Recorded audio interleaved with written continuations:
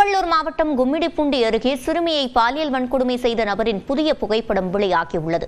இதுகுறித்த விவரங்களை செய்தியாளர் பார்த்தசாரதியிடம் கேட்கலாம். பார்த்தசாரதி, புதிய புகைப்படம் வெளியாகி இருக்கும் நிலையில் வழக்கில் என்ன முன்னேற்றம் ஏற்பட்டிருக்கிறது?